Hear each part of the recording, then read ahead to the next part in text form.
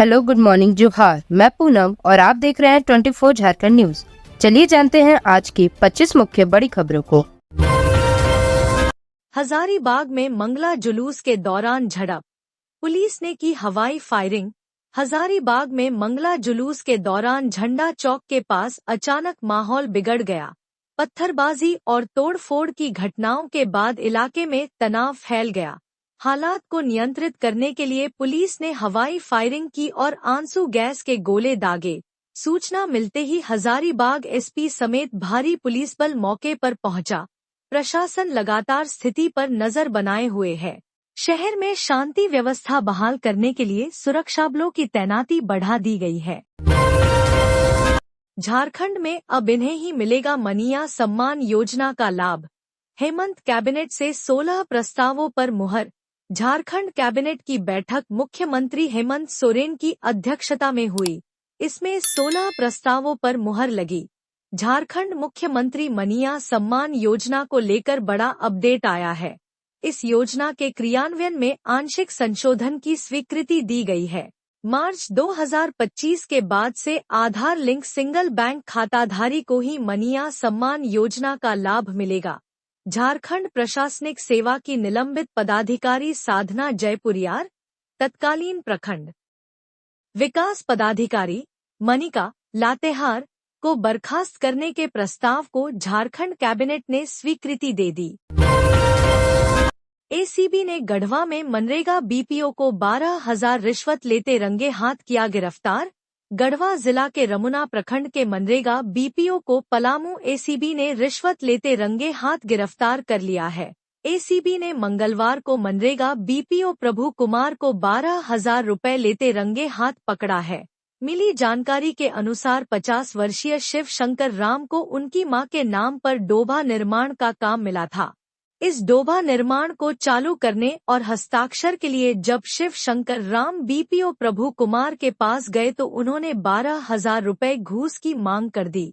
इसके बाद शिव शंकर राम ने पलामू एसीबी में इसकी शिकायत की। एसीबी की जांच में यह सही पाया गया। एसीबी ने जाल बिछाया और शिव शंकर राम को पैसों के साथ भेज दिया। इसके बाद बीपीओ प्रभु कुमार को रिश्वत लेते रंगे हाथ पकड़ा गया। सीआईडी ने किया खुलासा। जेएसएससी सीजीएल गड़बड़ी का मास्टर माइंड निकला गोरखपुर निवासी। गिरोह के 8 शातिर भी गिरफ्तार हुए। जेएसएससी सीजीएल परीक्षा में गड़बड़ी के मामले में पुलिस ने बड़ा खुलासा किया है। अपराध अनुसंधान विभाग थाना में कांड संख्या 1/2025 के तहत मामला दर्ज किया गया था, जिसमें परीक्षा में धोखाधड़ी और प्रश्न पत्र के नाम पर धन उगाही के आरोप लगे थे। जांच के दौरान पता चला कि इस गोरख धंधे का सरगना गोरखपुर का निवासी है। गिरोह के अन्य 8 सदस्यों की भी पहचान हुई है, जिनमें कई सुरक्षाकर्मी शामिल हैं। 21 और 22 सितंबर 2024 को झारखंड के विभिन्न जिलों में 3 पालियों में जेएसएससी सीजीएल परीक्षा आयोजित की गई थी। इसके बाद परीक्षा में पेपर लीक और उम्मीदवारों से पैसे वसूलने की अफवाहें सामने आई। जांच में पता चला कि परीक्षा से पहले ही कुछ अभ्यर्थियों को प्रश्न पत्र के नाम पर ठगा गया था।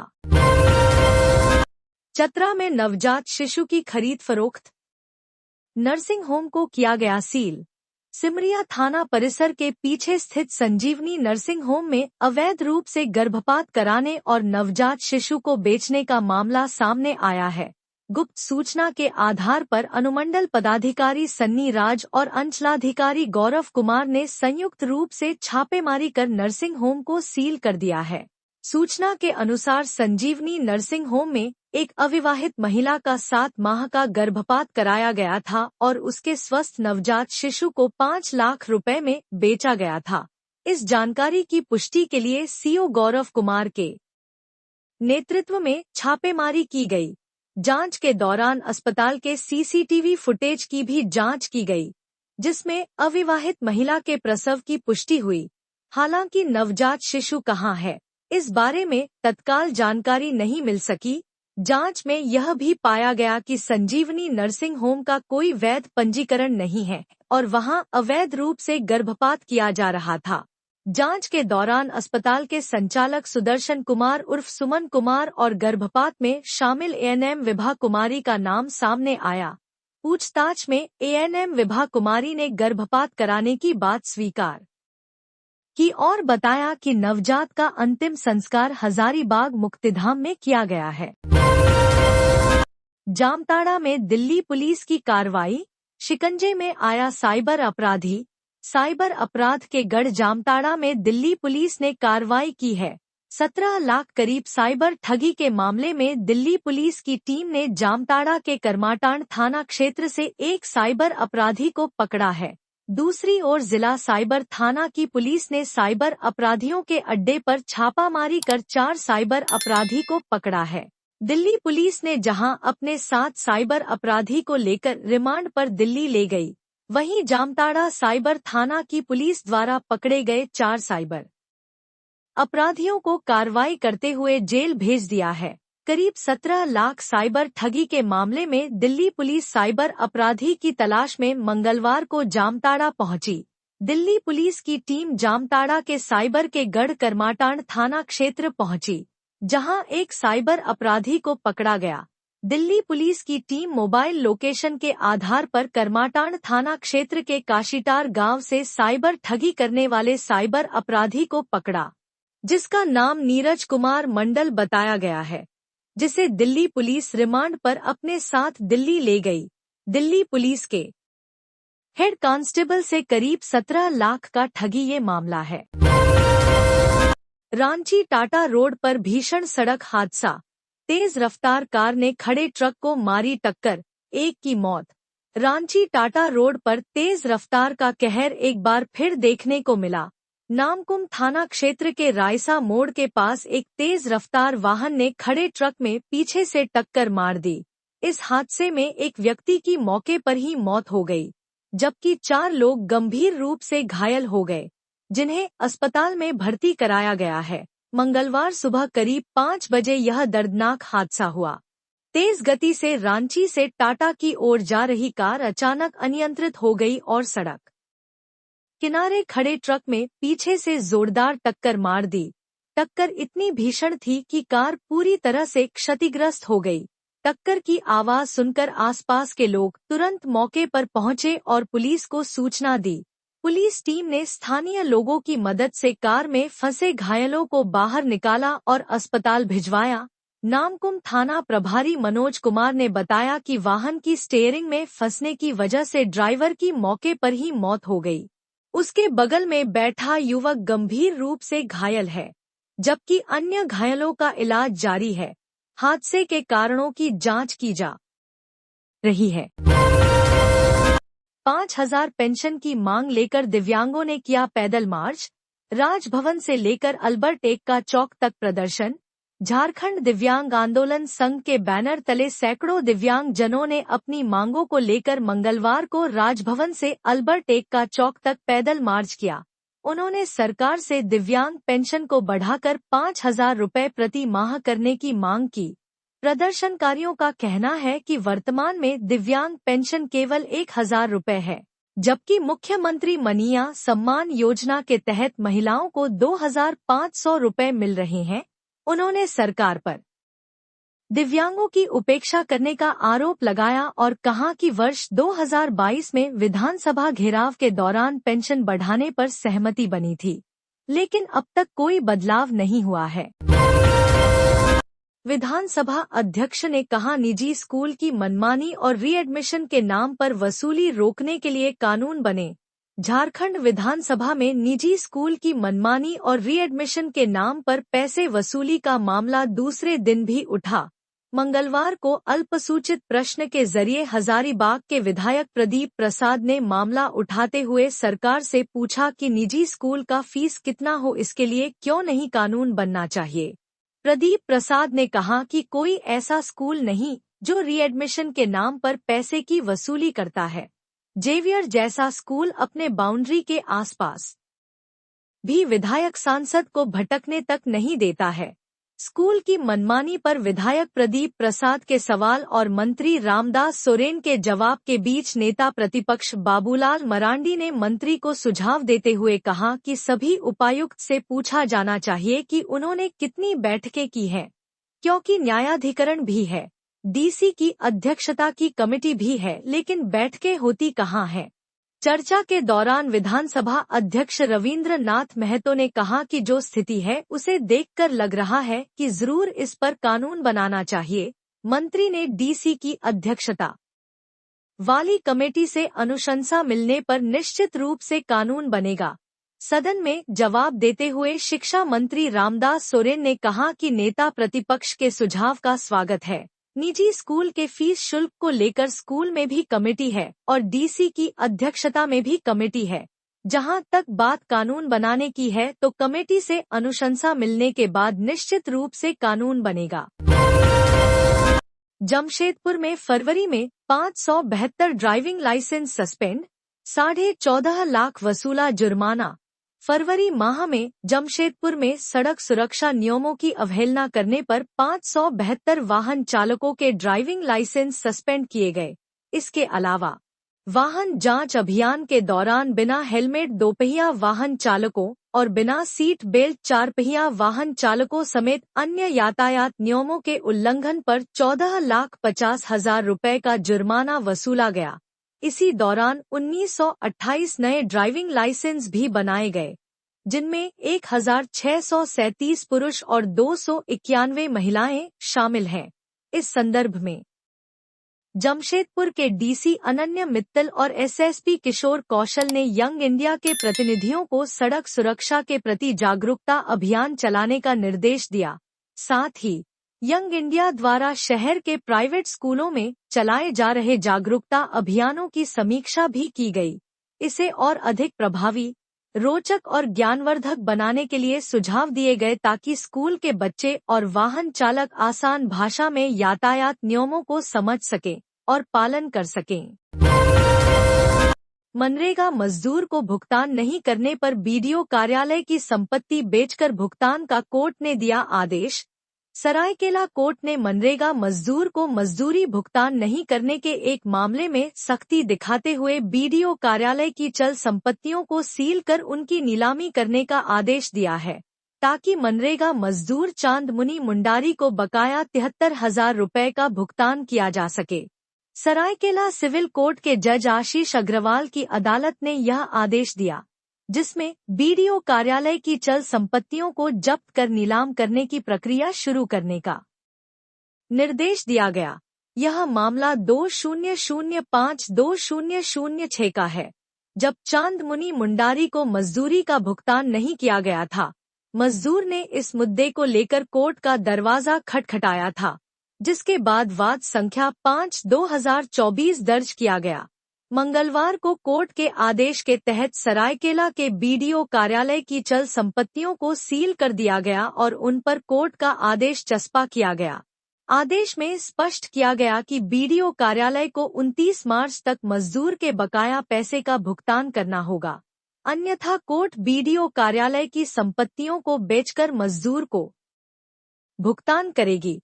इसमें बीडीओ की सरकारी गाड़ी, अलमारी, टेबल कुर्सी, फ्रिज, एसी, पंखे समेत सभी चल संपत्तियां शामिल हैं। देवघर में बीएड छात्राओं से भरे ऑटो को कार ने मारी टक्कर, एक छात्रा की मौत, 5 घायल। गोड्डा देवघर मुख्य मार्ग पर चौपा मोड़ से 50 मीटर पहले एक तेज रफ्तार कार ने बीएड छात्राओं से भरे ऑटो को टक्कर मार दी। इस दुर्घटना में बीएड सेकंड ईयर की छात्रा किरण मुर्मू की मौके पर ही मौत हो गई, जबकि 5 अन्य छात्राएं घायल हो गई। मिली जानकारी के अनुसार देवघर के डीपसर कॉलेज ऑफ एजुकेशन देवसंघ की सभी छात्राएं मोहनपुर के बंका हाई स्कूल से लेसन प्लान की ट्रेनिंग पूरी कर लौट रही थी, तभी गोड्डा की ओर तेज रफ्तार में आ रही कार ने उनके ऑटो को जोरदार टक्कर मार दी। इसके बाद आनन फानन में दुर्घटना में घायल छात्राओं को देवघर सदर अस्पताल में भर्ती कराया गया। घटना की सूचना मिलते ही कॉलेज की प्राचार्य और अन्य स्टाफ अस्पताल पहुंचे। घटना की जानकारी मिलने के बाद मोहनपुर थाना पुलिस मौके पर पहुंची और कार को जब्त कर लिया। पुलिस ने मामले की जांच शुरू कर दी है। इस दुर्घटना में घायल छात्राओं की पहचान प्रीति टुडू, सावित्री हेम्ब्रम, नेहा ठाकुर, निशा भारती और दृश्या वत्स के रूप में हुई है। मनिया सम्मान योजना को लेकर हेमंत कैबिनेट का महत्वपूर्ण फैसला। अब आधार से बैंक खाता लिंक नहीं होने पर भी मिलेगी राशि। झारखंड में मनिया सम्मान योजना का लाभ अब उन महिलाओं को भी मिलेगा जिनका अकाउंट आधार नंबर से लिंक्ड नहीं है। हेमंत सरकार ने वैसी सभी महिलाओं को मार्च 2025 तक सम्मान राशि देने का फैसला किया है। मुख्यमंत्री हेमंत सोरेन के नेतृत्व में मंगलवार 25 मार्च को हुई कैबिनेट की बैठक में मंत्रिपरिषद ने दिसंबर 2024 तक आधार लिंक बैंक खाता की अवधि बढ़ाते हुए इसे मार्च 2025 तक के लिए बढ़ाने की मंजूरी दी है। मुख्यमंत्री मनिया सम्मान योजना में किए गए इस आंशिक संशोधन की जानकारी कैबिनेट सचिव वंदना दादेल ने दी। मुख्यमंत्री हेमंत सोरेन के नेतृत्व में झारखंड मंत्रालय में हुई कैबिनेट की बैठक में कुल 16 प्रस्तावों पर मंजूरी प्रदान की गई। कैबिनेट ने झारखंड सूक्ष्म, लघु एवं मध्यम उद्यम विशेष छूट विधेयक 2025 के गठन की स्वीकृति प्रदान की है। एक महत्वपूर्ण फैसला लेते हुए कैबिनेट ने झारखंड सचिवालय सेवा अंतर्गत सहायक प्रशाखा पदाधिकारी की कोटि से प्रशाखा पदाधिकारी के पद पर प्रोन्नति से संबंधित झारखंड सचिवालय सेवा नियमावली 2010 के अंतर्गत सीमित प्रतियोगिता परीक्षा से संबंधित प्रावधान को एक वार्य सुविधा के रूप में शिथिल करने की स्वीकृति प्रदान की है। राज्य की वैसी महिला जिन्हें आधार से बैंक खाता लिंक नहीं होने की वजह से मनिया योजना की राशि नहीं मिल रही है। हेमंत सरकार ने वैसी सभी महिलाओं को मार्च 2025 तक सम्मान राशि देने का फैसला किया है। मुख्यमंत्री हेमंत सोरेन के नेतृत्व में मंगलवार 25 मार्च को हुई कैबिनेट की बैठक में मंत्रिपरिषद ने दिसंबर 2024 तक आधार लिंक बैंक खाता की अवधि बढ़ाते हुए इसे मार्च 2025 तक के लिए बढ़ाने की मंजूरी दी है। शराब माफिया के खिलाफ बड़ा एक्शन, 20,000 लीटर से भी अधिक स्प्रिट जब्त। पलामू जिला उत्पाद विभाग और पलामू पुलिस ने शराब माफियाओं के खिलाफ बड़ी कार्रवाई की है। इस कार्रवाई में 20,000 लीटर से भी अवैध स्प्रिट जब्त किया गया है। वहीं 2 तस्करों को भी गिरफ्तार किया गया है। गिरफ्तार एक तस्कर बिहार के समस्तीपुर का रहने वाला है। उत्पाद विभाग और पुलिस को सूचना मिली थी कि पलामू के नौडिहा बाजार थाना क्षेत्र के महुअरी में शराब के तस्कर स्प्रिट की एक बड़ी खेप को बिहार के इलाके में भेजने की तैयारी की जा रही है। इसी सूचना के आलोक में प्रशासनिक टीम के द्वारा छापेमारी की गई और मौके से 500 गैलन में रखे हुए अवैध स्प्रिट को बरामद किया गया। इस कार्रवाई में पुलिस ने बिहार के समस्तीपुर के विद्यापति थाना क्षेत्र के मयू बाजार के रहने वाले राजा कुमार पांडे और पलामू के नौडिहा बाजार थाना क्षेत्र के महुअरी के रहने वाले धीरज कुमार सिंह को गिरफ्तार किया। इस छापेमारी अभियान का नेतृत्व छतरपुर एसडीएम आशीष गंगवार, उत्पाद विभाग के अधीक्षक संजीत देव ने किया। इस छापेमारी में नौडिहा बाजार थाना के प्रभारी अमित कुमार द्विवेदी समेत कई अधिकारी शामिल रहे। आरक्षण की सीमा बढ़ाने से जुड़े लंबित मांग के लिए क्या कर रही सरकार? सदन में कांग्रेस विधायक का सवाल। बजट सत्र के 18वें दिन ध्यानाकर्षण के तहत कांग्रेस विधायक दल के नेता प्रदीप यादव ने 27% ओबीसी आरक्षण के लंबित मांग का मामला उठाया। कांग्रेस विधायक ने कहा कि 11 नवंबर 2022 को सरकार ने ओबीसी के लिए 27%, एससी के लिए 12% और एसटी के लिए 28% आरक्षण से जुड़ा बिल सदन से पास कराकर राष्ट्रपति के पास भेजा था। इसमें 10% ईडब्ल्यूएस को मिलाने पर आरक्षण की कुल सीमा 77% करने की कवायद हुई थी। अब सवाल है कि क्या राष्ट्रपति या प्रधानमंत्री से मिलकर इस मसले को सुलझाने की कोशिश होगी? क्या इसके लिए कोई प्रतिनिधिमंडल दिल्ली जाना चाहेगा? इसके जवाब में प्रभारी मंत्री दीपक बिरुआ ने कहा कि कोर्ट के निर्णय की वजह से 2001 में 27% ओबीसी आरक्षण का मामला खारिज हो गया था, लिहाजा 9वीं अनुसूची में शामिल करने के लिए अलग से प्रस्ताव पारित कर केंद्र सरकार को भेजा गया। उन्होंने दो टूक कहा कि प्रतिनिधिमंडल भेजने के बाद अभी तक कोई फैसला नहीं हुआ है। इस पर विचार के बाद ही कोई निर्णय होगा। 7 आईपीएस का तबादला। केंद्रीय प्रतिनियुक्ति से लौटे एमएस भाटिया को होमगार्ड की कमान। झारखंड में 7 आईपीएस अधिकारियों का तबादला किया गया है। केंद्रीय प्रतिनिधि से लौटे सीनियर आईपीएस अधिकारी एमएस भाटिया को भी पोस्टिंग दी गई है। इस संबंध में सरकार के द्वारा अधिसूचना भी जारी कर दी गई है। राज्य सरकार ने 7 आईपीएस अधिकारियों का मंगलवार को स्थानांतरण और पदस्थापन किया है। होमगार्ड डीजी रहे अनिल पाल्टा को रेल डीजी के पद पर पदस्थापित किया गया है। वहीं केंद्रीय प्रतिनियुक्ति से लौटने के बाद पोस्टिंग के लिए प्रतीक्षारत एमएस भाटिया को होमगार्ड का डीजी बनाया गया है। पुलिस मुख्यालय में आईजी प्रोविजन पंकज कंबोज को Jharkhand police housing corporation limited में प्रबंध निदेशक के पद पर पदस्थापित किया गया है। जेएमएम ने केंद्रीय महाधिवेशन की तैयारियों को लेकर किया समितियों का गठन। किसको क्या मिली जिम्मेवारी? झारखंड मुक्ति मोर्चा की ओर से आगामी 14 और 15 अप्रैल 2025 को खेलगांव, रांची स्थित हरिवंश टाना भगत इंडोर स्टेडियम में आयोजित होने वाले 133वें केंद्रीय महाधिवेशन की तैयारियों को लेकर विभिन्न समितियों का गठन किया गया है। केंद्रीय अध्यक्ष हेमंत सोरेन को इन समितियों के संचालन का विशेष कार्यभार सौंपा गया है। इस आयोजन के लिए 3 प्रमुख समितियों का गठन किया गया है।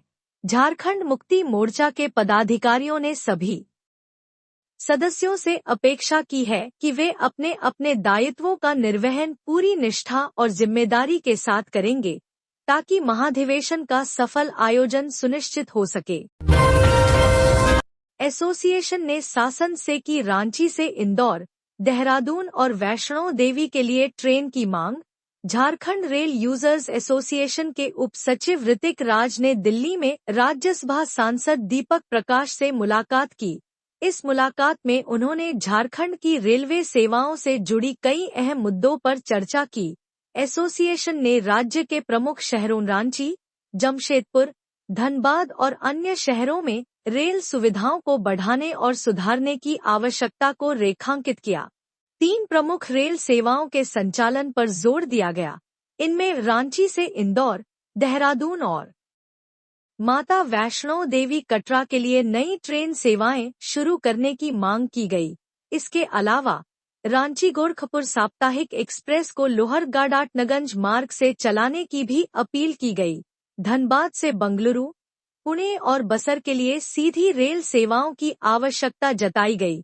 इसके अलावा अगरतला देवघर एक्सप्रेस का विस्तार धनबाद तक और हावड़ा से हजारबाग टाउन एक्सप्रेस के संचालन की भी मांग की गई। पीएलएफआई सुप्रीमो दिनेश गोप को पलामू सेंट्रल जेल से भेजा गया रिम्स, हाथ का होगा इलाज। प्रतिबंधित नक्सली संगठन पीएलएफआई के सुप्रीमो दिनेश गोप को पलामू सेंट्रल जेल से रिम्स भेजा गया है। मंगलवार को कड़ी सुरक्षा में दिनेश गोप को पलामू सेंट्रल जेल से रिम्स में शिफ्ट किया गया है। दिनेश गोप को हाथ में समस्या थी और नक्सल दस्ते में शामिल रहने के दौरान गोली लगी थी। नक्सली संगठन में रहने के दौरान जिस हाथ में गोली लगी थी वहां समस्या होने लगी। दिनेश गोप को हाथ के इलाज के लिए रिम्स में भर्ती करवाया गया है। पलामू सेंट्रल जेल के प्रभारी जेलर आशीष कुमार ने बताया कि हाथ में समस्या को लेकर दिनेश गोप को रिम्स भेजा गया है। हाथ में फ्रैक्चर की जानकारी थी। दरअसल People's Liberation Front of India के सुप्रीमो दिनेश गोप पिछले 1 वर्ष से पलामू सेंट्रल जेल में बंद है। 16 सितंबर 2024 को दिनेश गोप को पलामू सेंट्रल जेल में शिफ्ट किया गया था। दिनेश गोप पर पूरे झारखंड में 90 से अधिक गंभीर अपराध के आरोपों में एफआईआर दर्ज है। आधार सेंटर पर भीड़ की आफत, कोई मनिया तो कोई राशन के लिए लगा है कतार में। राशन कार्ड किसी भी व्यक्ति के लिए महत्वपूर्ण दस्तावेज है। इसी दस्तावेज में नाम सही रहा तो लोगों को आयुष्मान भारत योजना, मनिया सम्मान योजना जैसी लाभकारी योजनाओं का लाभ मिल सकता है। इस बीच राशन कार्ड के लिए केवाईसी का काम भी चल रहा है। जो अंतिम चरण पर पहुंच चुका है। राशन कार्ड में केवाईसी की अंतिम तिथि 31 मार्च निर्धारित कर दी गई है। इसके तहत राशन कार्ड के सभी सदस्यों का सत्यापन किया जा रहा है, जिसके लिए लोगों का आधार कार्ड पूरी तरह से दुरुस्त रहना जरूरी है। ऐसे में आधार कार्ड को सही करवाने के लिए लोगों की भीड़ उमड़ पड़ी है। गिरिडीह जिले के आधार सेंटरों में भी भारी भीड़ उमड़ पड़ी है। हर सेंटर पर हर रोज सैकड़ों लोग पहुंच रहे हैं। इस संदर्भ में यूआईडी के नोडल पदाधिकारी अमित सिंह बताते हैं कि जिले में अभी 28 सेंटर पर आधार कार्ड बनाने, इसे सुधारने का काम चल रहा है। यह सेंटर शहर के अलावा प्रखंड एवं बैंक की शाखाओं में संचालित हैं। अमन साहू एनकाउंटर केस की सीआईडी करेगी जांच। एटीएस की टीम पर हुआ था हमला। गैंगस्टर अमन साहू एनकाउंटर की जांच सीआईडी करेगी। पुलिस मुख्यालय का एक पत्र पलामू पुलिस को मंगलवार की देर शाम मिला है। पत्र मिलने के बाद पलामू पुलिस एनकाउंटर से जुड़े हुए फिर एवं अन्य दस्तावेज सीआईडी को सौंप देगी। 11 मार्च को पलामू के चैनपुर थाना क्षेत्र के अंधारी ढोड़ा में अमन साहू का एनकाउंटर हुआ था। एटीएस के टीम अमन साहू को छत्तीसगढ़ के रायपुर से रांची के होटवार जेल शिफ्ट कर रही थी। इसी क्रम में पलामू के चैनपुर थाना क्षेत्र के अंधारी ढोड़ा में एटीएस के टीम पर हमला हुआ था। इस हमले में अमन साहू ने एटीएस के एक जवान का इंसास राइफल छीन लिया था। बाद में उसने एटीएस के जवानों पर फायरिंग भी की थी। एटीएस की जवाबी कार्रवाई में अमन साहू मारा गया। पूरे मामले में एटीएस के इंस्पेक्टर प्रमोद सिंह के आवेदन के आधार पर अमन साहू गिरोह से जुड़े हुए अज्ञात अपराधियों के खिलाफ एफआईआर दर्ज किया गया था। पलामू एसपी रीश्मा रमेशन ने बताया कि सीआईडी जांच को लेकर पत्र मिला है। पूरे मामले में अब सीआईडी जांच करेगी। बाबूलाल की याचिका पर सुप्रीम कोर्ट में सुनवाई। मुख्य सचिव, गृह सचिव और डीजीपी समेत कई अफसरों को नोटिस। इस दिन होगी अगली बहस। सुप्रीम कोर्ट ने झारखंड के डीजीपी पद पर नियुक्ति को लेकर दायर अवमानना याचिका पर राज्य के मुख्य सचिव, गृह सचिव और डीजीपी सहित अन्य अधिकारियों को नोटिस जारी किया है। साथ ही मामले की अगली सुनवाई मई के 4 से 5 को होगी। भाजपा नेता बाबूलाल मरांडी ने याचिका दायर कर अनुराग गुप्ता की डीजीपी पद पर नियुक्ति को सुप्रीम कोर्ट के निर्देशों का उल्लंघन बताया। उन्होंने कहा कि यह नियुक्ति प्रकाश सिंह बनाम केंद्र सरकार मामले में कोर्ट के फैसले के विपरीत हुई है। सुप्रीम कोर्ट ने 2006 में आदेश दिया था कि डीजीपी की नियुक्ति लोक सेवा आयोग द्वारा तैयार पैनल से की जाएगी।